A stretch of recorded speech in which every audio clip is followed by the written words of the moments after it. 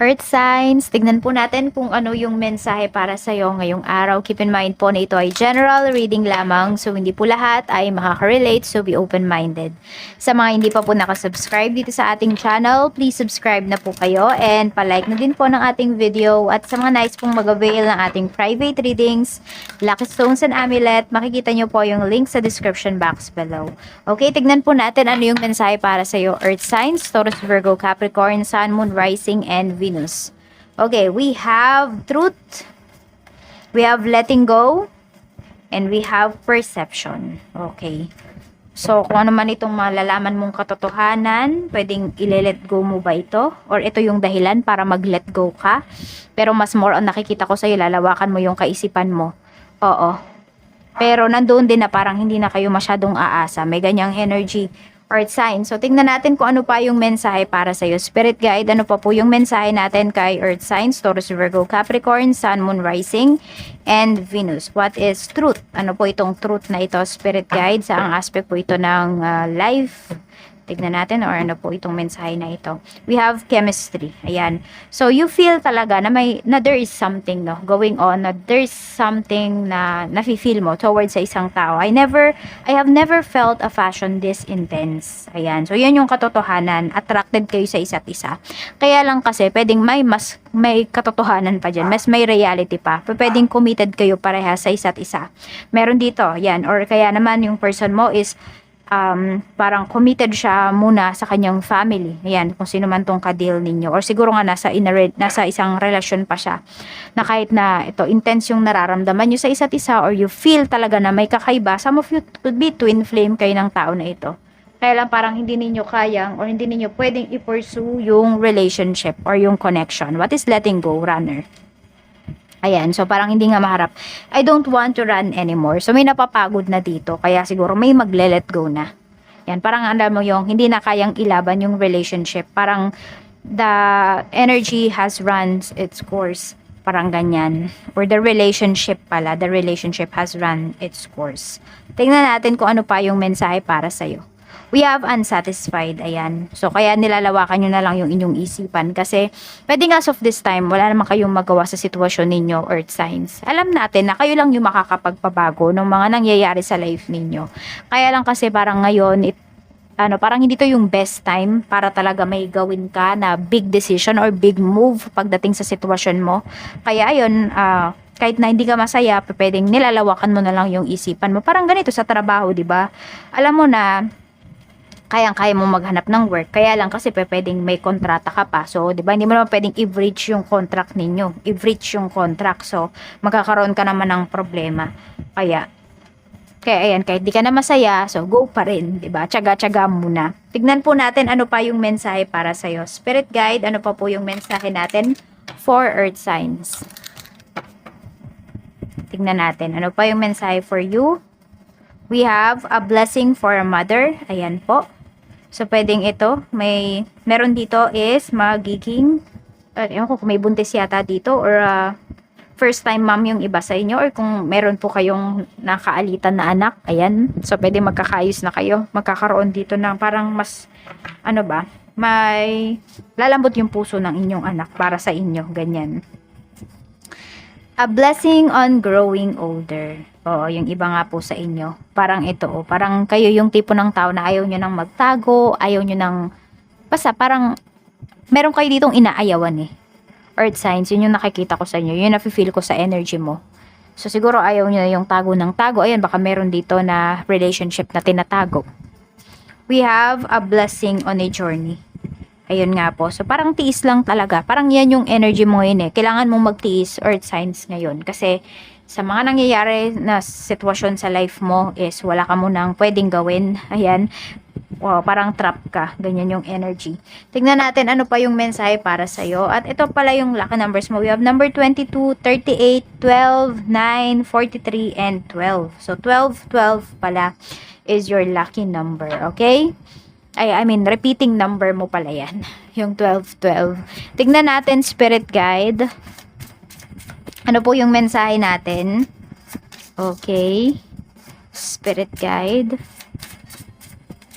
Okay, so yung pwede nyong ipalit dun sa 12 na isa. Kasi kung tumataya kayo, Pwedeng number 3 o kaya naman number 21. Ayan, yun yung pwede nyong ipalit.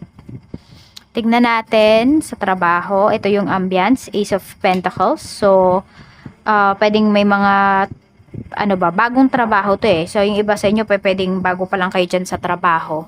So, pwede rin, bago na yung mga gagawin niyo para kasi 'di ba new season na, so bagong calendar na yung gagawin niyo dito pagdating sa trabaho. So, ayan, parang excited, may mga excited dito.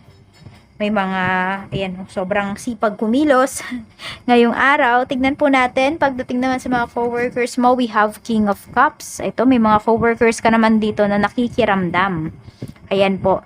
At ano naman, nagpo-focus naman talaga sila sa kanilang gawain. So parang meron dito ayaw maabala ngayong araw. Ikaw naman dito, the tower, medyo nabibigla ka. Medyo sabihin natin na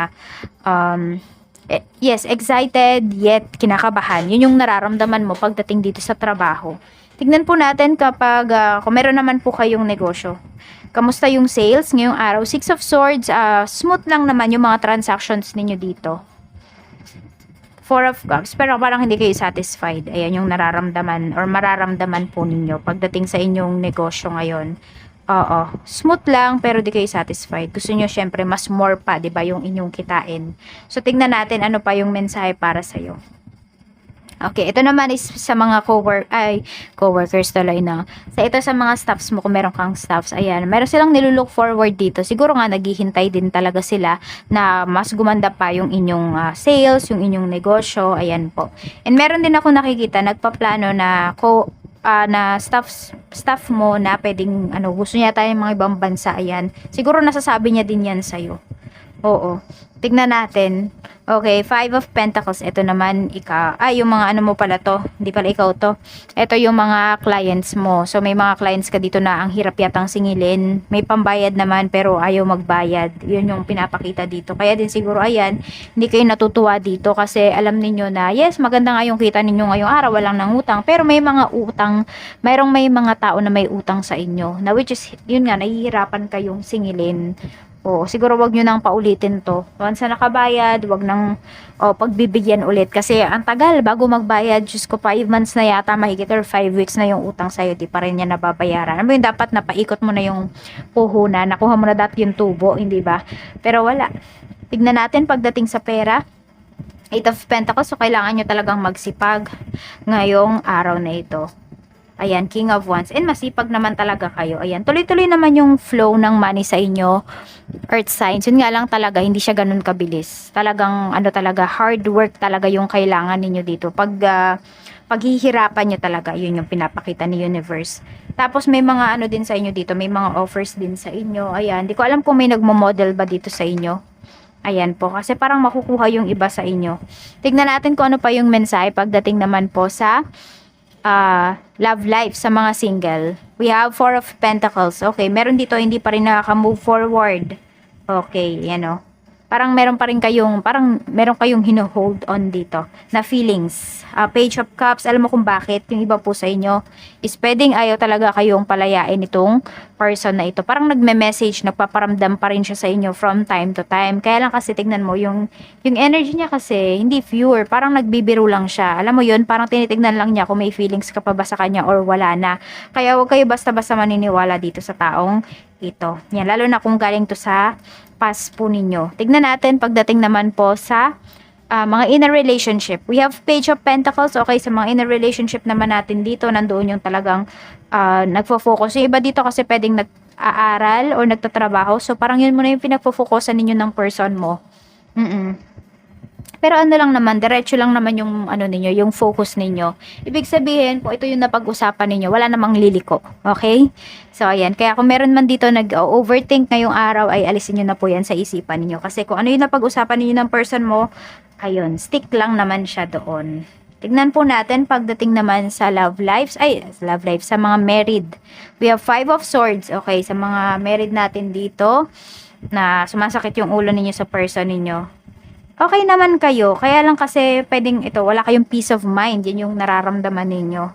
Kasi parang feeling mo may tinatago sa'yo yung person mo. Or kaya ngayong araw na to, meron kayong pinag-uusapan, so parang meron dito ay magbibigay na lang talaga kayo sa person niyo para hindi kayo mag-away. Ayan.